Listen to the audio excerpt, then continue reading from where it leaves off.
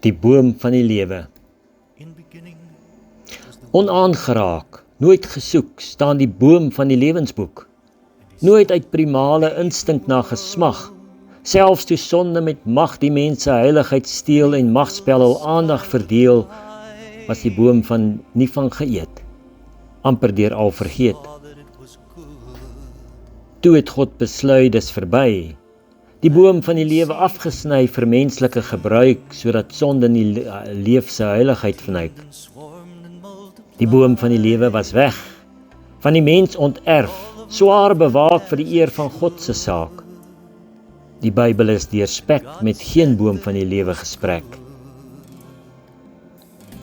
Aan 'n dooie boom gehang is iemand wat lewe verlang en dit nêrens vind, met die boom van die lewe verswind. Iets aan die dooie boom laat my dink aan die boom uit die gedagte versink. Aan 'n boom uitgehang vir dood, hang die lewensbrood.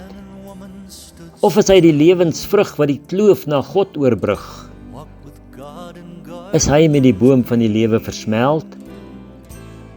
Of net uitverkoop vir 'n maand se geld?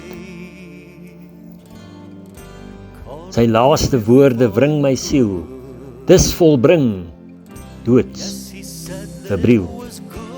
Het ek iets gemis waar sy dooie liggaam gekus teen 'n dooie boom hang?